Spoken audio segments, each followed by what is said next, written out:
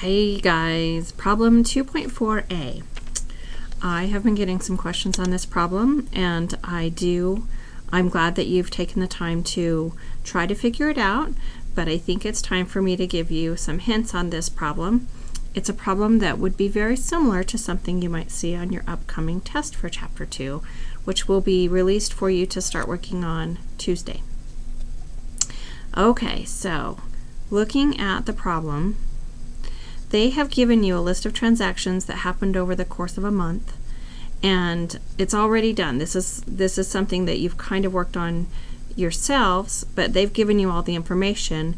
Now we have to figure out how to take all that information and make our three major financial statements. So just a little bit of information about these transactions that happened. So they're all happening underneath the accounting equation, which is good for us to understand where everything falls. Now, the information that we need to deal with, in the end, we're going to make the balance sheet. And the balance sheet is going to have assets, liabilities, and owner's equity on it. So really, we could start the balance sheet first if we wanted, and we would be able to use the totals for cash, accounts receivable, supplies, and equipment. We would also be able to use the total for accounts payable. So we have three legs of the formula already figured out for our balance sheet. What we need to be able to show accurately then on the income statement and then the statement of owner's equity is we need to show the changes that happened in these three accounts: the revenue account and the expenses account, and how they affect the capital. So revenue and expenses are actually called temporary accounts. We clear them out at the end of every period, revenue and expenses. Okay, and then the capital account, we don't clear that out, but we do clear out the drawing part of that at the end of every period. So looking at these transactions, we're going to build the income statement, and then we'll go on from there. So, whoops, I always do that, don't I? Moving down to the income statement. Okay, remember to put the proper name of the company, and for the who, the what, and the where. The where says month ended. Boy, I can't remember now, and I should look in my book. May 31st, 2016 will be your date on there. Okay, so please keep referring back to page 37 so that you can start to memorize the format for all three of these financial statements. So we'll start with our revenue. That's a heading. And then we're going to put in our fees income.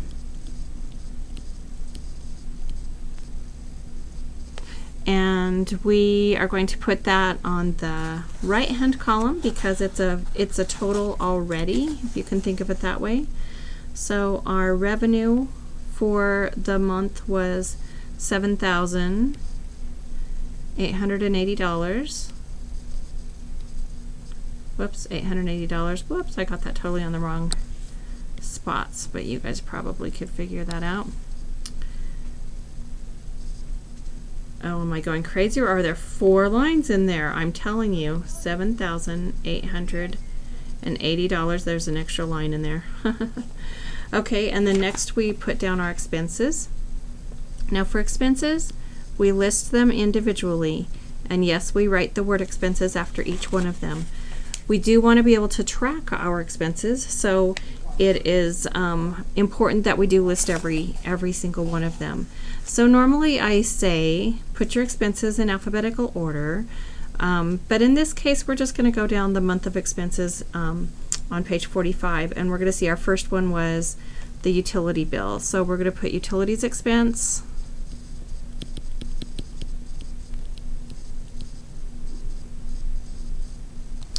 and that was $980. And then we're going to put salaries expense,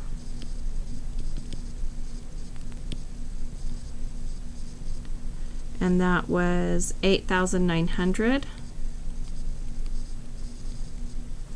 And then we're going to put telephone expense. That's the last one. We're using the first column because we need to add these together. So we use the first column, so $314. Okay, and then with our super straight single line, we need to write total expenses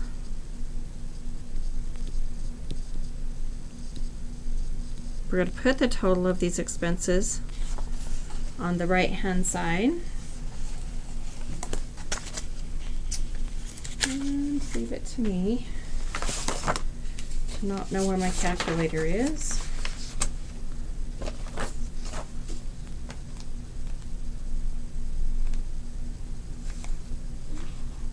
Sorry for the delay.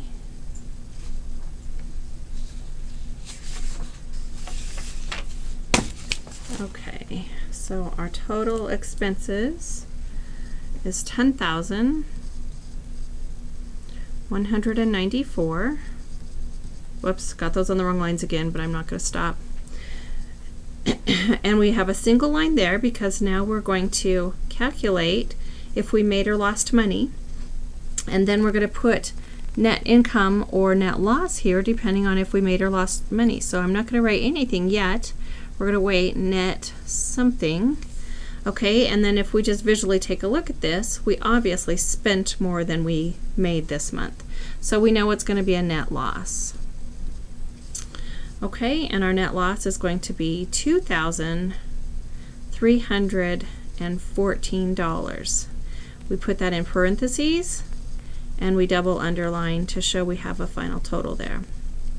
Okay, so our net loss for the month of May is $2,314. All right, we need that number to move on to our statement of owner's equity.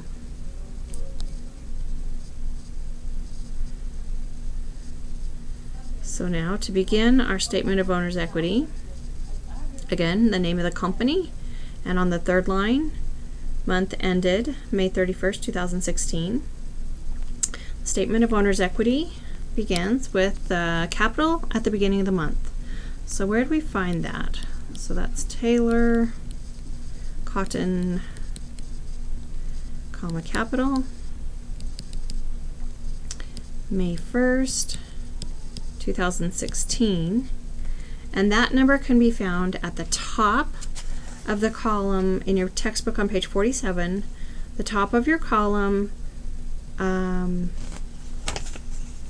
shoot, not page 47, page, I was looking at the B problem, 45.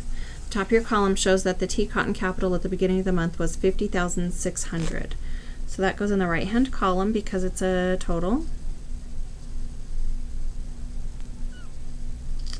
My eyes are crossing here a little bit with all these extra lines. Maybe my scan went a little crazy. So $50,600. Sorry about that.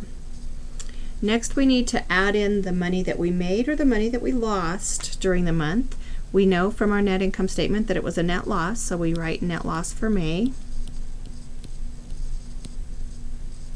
This number is going to go in the first column because we're going to do some calculating with it. That was $2,314. The other thing that we need to look and see is, did we take a drawing? Did that company owner take a drawing out of the company? And in fact they did. It's the last transaction showing on page 45, withdrew cash for personal expenses. So there was a drawing. So we write less withdrawal.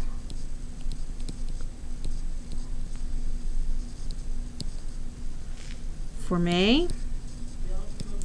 And the owner took a $3,000 draw out of the company. So then the next line is either going to be decrease or increase in capital. We know it's going to be a decrease because we lost money from our income statement and we took a drawing. So we're going to decrease our capital. So the next line in this instance says decrease in capital. Be more fun if it was always an increase, but that's not the real world. So the decrease in capital is when you are, in this case, adding your two negative numbers together. Why didn't we put a negative around the 3,000? We could, but the heading of the line is already less withdrawal. But however you make that work for you, I'm okay with that, especially while we're learning. So in the right hand side, we're going to have our total there, our $5,314 is our decrease in capital. And now we're ready to calculate our new capital for the end of the month. So now we have Taylor Cotton capital, May 31st, 2016.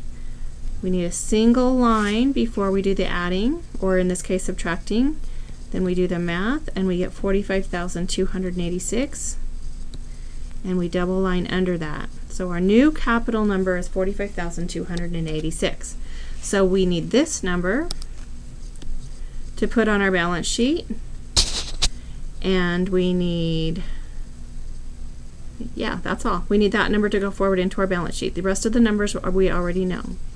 All right, so moving on to our balance sheet. Again, you put the headings on. We list our accounts in the order. The order that they have there is fine. So we put our assets as a heading, liabilities as a heading, and we can save our owner's equity heading for a second so that we can make sure we get everything lined up. So we start with cash. We get that number from the bottom of the cash account on page 45, which is $4,686. Next we have accounts receivable. The order of these assets is important. Whoops. Accounts receivable total is 5,900. And supplies, 5,800. And equipment is our last asset so far, and that was 33,800. Okay, so now we have a single line. We have total assets. I didn't mean to put that line over the whole thing. Let me undo that. Single line.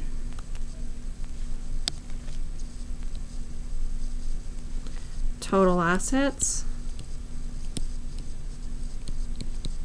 equals $50,186, and a double line goes there. Now, we know that we're just going to use our total of our accounts payable for our only liability for this company. And the total of accounts payable is $4,900. All right, now we are going to put owner's equity.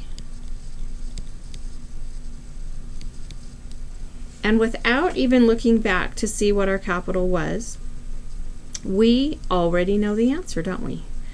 Because we learned by doing our problems that we could do 50,186 subtract 4,900, and we should get our new capital account.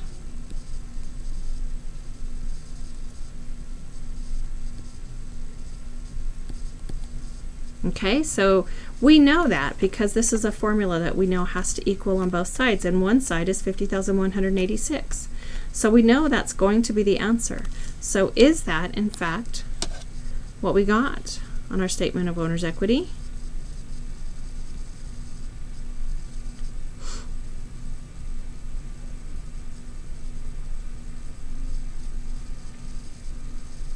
Okay.